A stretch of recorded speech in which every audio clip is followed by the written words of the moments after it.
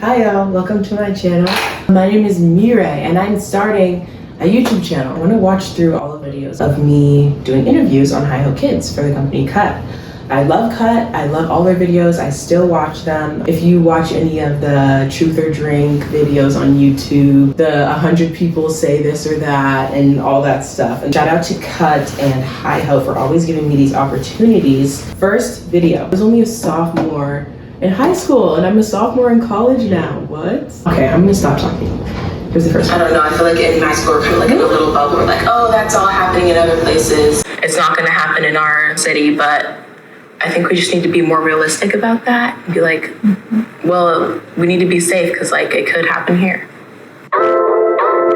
It's almost time to go back to school, and are you ready for it, or how do you feel about? I think I'm ready. Do you kind of know what we're here to talk about today, the topic? School shooting? Yes. So you're like, oh, I hope it's not the one. Yeah. Is it okay to laugh about that? I feel like I'm like making a joke out of it, but it's just because it scares me. You're totally allowed to laugh about it. The topic itself obviously isn't, funny, but I think if you can't laugh about something, it makes it even scarier and even darker. So I was in a school shooting. I was shot 3 times in a school shooting that happened 11 years ago in Virginia.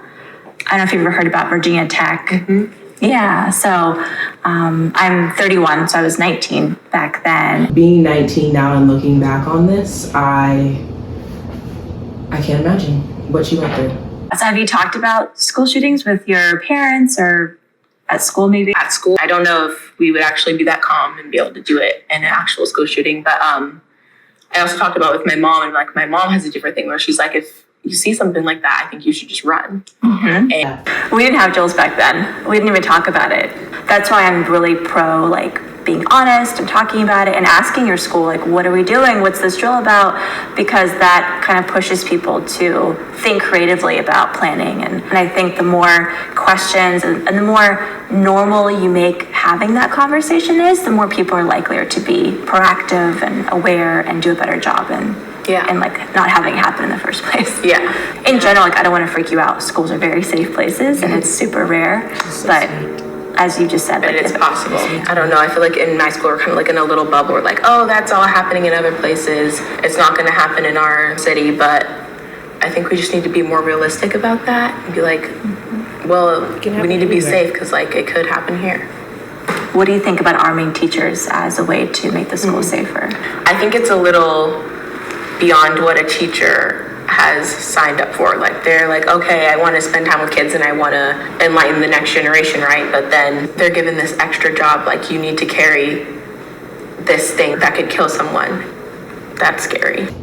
Yeah, I think now that just things politically have happened around this and, we're learning more, and my views on gun rights and gun safety have changed. Putting more guns into circulation with people who don't want them is not a good idea. I remember this was a really big conversation back then, and it still is always a conversation as a political idea around gun rights. I don't see that as a way to keep people safe. The root of the problem is not that teachers need to be armed. The root of the problem is that white men need to stop shooting up schools. I agree, 100%. So I work in school safety now. So I talk to schools and parents and teachers and police officers about how to respond and train and prevent mass shootings. A lot of schools are doing wonderful drills and they're thinking about this and they have plans in place, but you should always be aware of the culture and the climate of safety, and you should ask questions, and I think that will help you feel more aware and more empowered to know that's a safe place.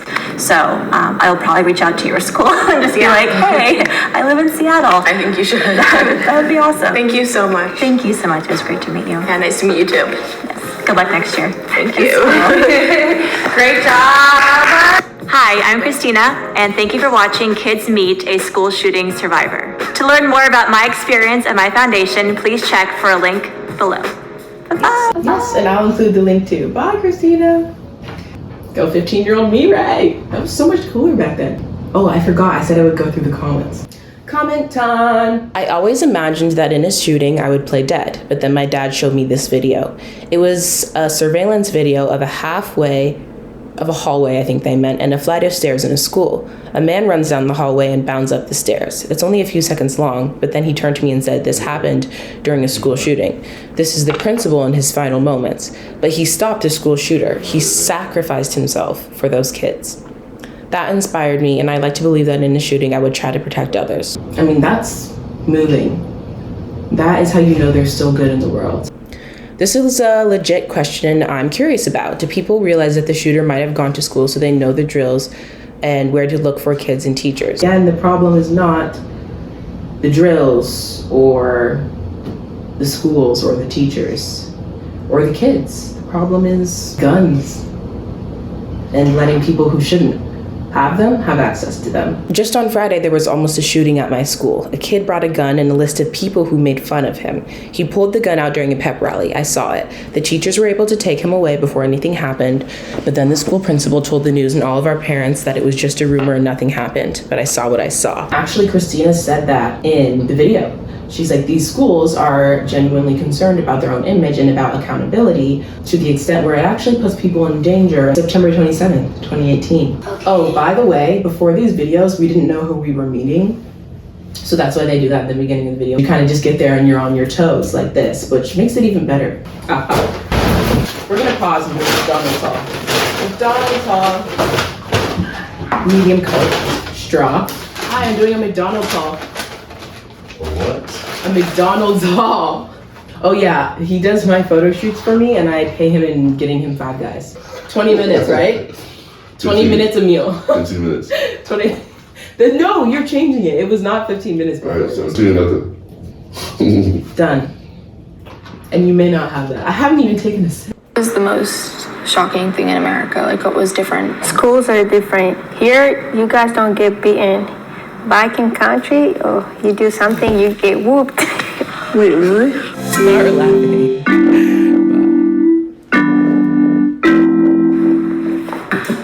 Hi, I'm Jessie. Hi, I'm Mina. I'm Mieraye, nice to meet you. I'm Jules. I'm Aline. Oh my God, they look taller than me. You're taller.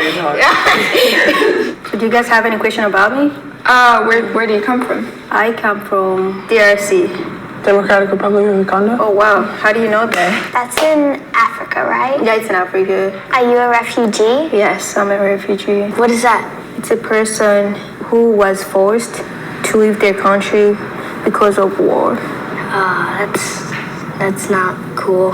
Yeah, it's not cool.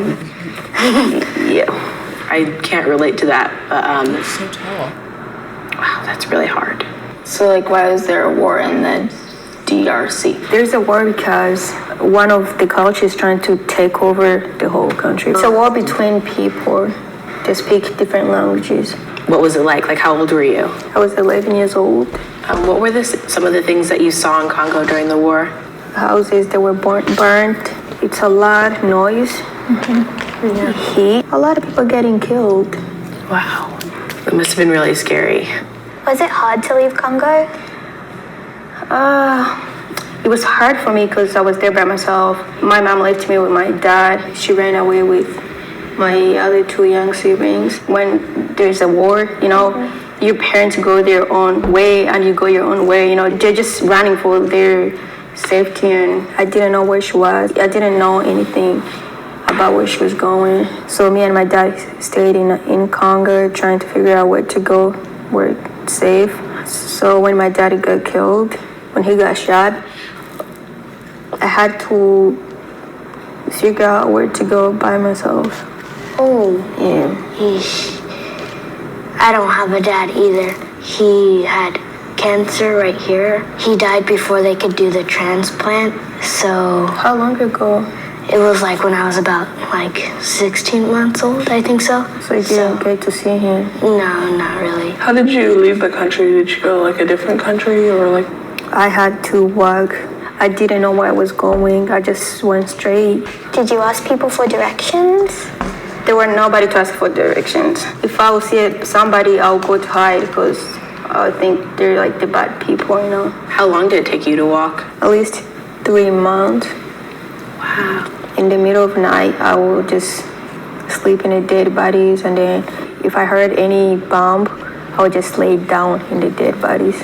And where'd you get like food and water from? There was no food and there was no water. If you wanted water, you just have to go to the river or the lake. You have to like. Yes, drink dirty water, yes. Ooh, and that seems kind of like disgusting. You get used to it and it tastes great. But now I don't think I'll drink water. Were you alone the whole time? Yes, I was alone by myself. And so you did all this when you were like no older than me. By the time when I get to Uganda, I was 13. So not much older than me. I can't imagine having to go through that. What'd you do once you were in Uganda? So when I got there, I didn't know anybody. I was kind of lost. I was taken to the police station, and the police station asked people to come see if I was their child. Then my mom showed up. When I saw her, I was just overwhelmed. I didn't think she was in Uganda. I didn't even know she was there. That's so sad. Just looking at you, like I would never think that you would walk days to get. That's crazy. That really is, and that's an amazing story to tell. What's it like to be at a refugee camp? I mean, it's safer than my country. Yeah, but you know, there's shootings there too sometimes. How long were you there? I was there for 2.5 years.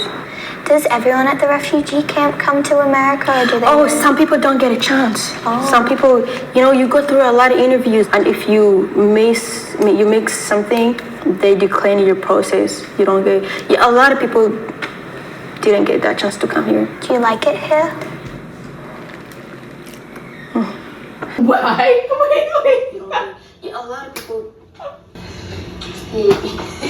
To be honest. What'd you think of the food? Actually, when we were in the airplanes, they gave us orange juice, and it tasted horrible. Yeah, I didn't like it. Well, just to tell you, I also don't like orange juice. What was the most shocking thing in America? Like, what was different? Schools are different. Here, you guys don't get beaten. Back in country, you do something, you get whooped. Wait, really? Yes, you get. When you're late to school, you get whooped. But here, it's different. I love schools here. It's a whole different. What do you see in the future, in your future here? Oh, so some of my dreams are to become a business person or an aid person or an actress. I want to be an actress too. That'd be so fun. Do you ever wish that you went back to Congo? I wouldn't go back there. I don't have any family that is left there, so I don't miss it. Do you miss your dad? Oh yes, I miss my dad so much. Yeah. If you could tell him something, what would you say? I love him. I love you. He was a great dad. Thank you for telling your story to me. It was nice to meet you. Yeah, it's nice to meet you too. So awkward. It's fine. I don't even remember that. Why were we being so awkward? Let's read some comments on this video. Yeah, I feel that. She blows my mind. That level of trauma on your brain when you were 13 years old and you're just moving out of this developmental period where your brain is finally solidifying. Kind of like how an infant's skull hardens, but it's not hard when they're born. Your brain becomes more developed. People know at 25, but also at 11 years old. So the fact that she was 13, and I can't imagine the things that were already going on up until that age, she survived like no other. She was too young for any of that. All of the kids who went through that. It makes me think back to the thing that I realized most through doing these videos is that the only thing that we all have in common is that we are human. And the one thing that all humans have in common is that we feel and that we are real. This video series with Kat and Hi-Ho just really highlights that. Kids meet a terminally ill person, and since then, unfortunately, he has passed. I remember distinctly filming this video, knowing what the feeling that I would get and how sad I would be that he was gone just after one conversation with him. My heart really goes out to his family. This one is really real. Yeah, this one was hard. Have you and your grandpa ever talked about this before? Yes. So what do you know about it? That you have stage 4 lung cancer. It can kill you, but you might not die for a long time. Yeah. You know anything about cancer? It's really scary It is. and sometimes a little hard to get rid of. What I have is you can't get rid of. It's gonna wind up killing me. Do I look like I got cancer? Not really. You Look the same. look really though. handsome. Thank you. Do you feel like you're dying? No. But I feel like this could go real quick or it could be a long time. How long did the doctors say you had? Without treatment, 12, at the most 14 months. And I still, can think about it when he told me, how I felt and just, you're gonna die by next year. It's crazy. At least you have a long time. Yeah, 1 year is like a lot. it is. You can do a lot in 1 year, but you can do more in 2 years, 3 years. Yeah. So I wanna do as long as I can. I'll be here for 100 more years. It's long, it's a shot, but we'll save 100 years for you. Did it scare you when you first Scared figured the it hell out? out of me, I get sad. Because knowing that when I'm gone, it's the family I'm leaving behind. And I feel a little guilty because I'm an ex-smoker. And they're gonna miss out on me not being here because of what I did. Tell me the truth. You're not a little mad at me? No. If you ain't mad at me, I'm mad at myself. Are you scared for me? I am. Well, we know it's gonna kill me. The more we talk about it, the easier it'll get. How do you keep such good spirits? Me and my wife, we go out twice a month dancing. We go out and listen to live music. You like music? It calms me. It calms you? Calms me too. When I'm by myself, the wife may be gone, and I just start thinking that my family's gonna be left behind, and just that I may have let them down. But then I turn my music up and it's gone. Good. At me and Grandma's house, is there anything in there that you would want after I go? Probably the rest of your top ramen if you have any. The rest of my top ramen? Yeah. Sure, you can have my top ramen today. Do you have a bucket list?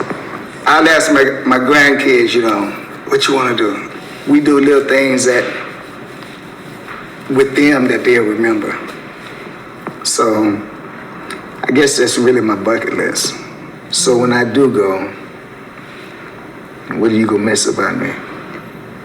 All our memories and just being with you. I'm gonna miss you too, buddy, but hey, it's gonna be a while. I wanna spend as much time with you to create memories. Do you have any favorite memories of me? Yeah, first time you walked, first time you said a bad word. What word? I don't know, maybe the F word. No, it wasn't that one. It was when you was a kid. What'd I say? You probably said the D word or something. How often do you think about death? Every day. I could be sleeping one night and the cancer decided to move. They call it metastasize. And sometimes you won't know it and next week you're dead. It's so depressing. It is not depressing because it's gonna happen. Yeah. And all we should do is enjoy while we're here. Do you believe in God? Yes, every day, yeah, I pray. What do you pray for? Let me live, have a quality of life where I can do as much as I can before I go. Even one time I prayed for just a quick one. Don't ravage my body just, one day I go to bed and don't wake up. Will you be looking down on me when you're in heaven? Yeah. And you know how you'll be able to know? When you're thinking of doing something that you ain't supposed to do. And then you have a second thought. That's gonna be me saying, hey, don't do that. That's when you know I'm watching you. Okay? But I'm gonna be looking at you all the time. And every time you do something, I'm gonna be very proud. Okay? You got a little sister that you gotta be right so you can take care of her, okay? Okay? Come here. We brought someone to cheer you up. Hey, little girl, you a big brother, and she gonna need you. You understand? Yeah, I understand. I love you, and when you die, I'll always remember this moment. I will too. Give a hug.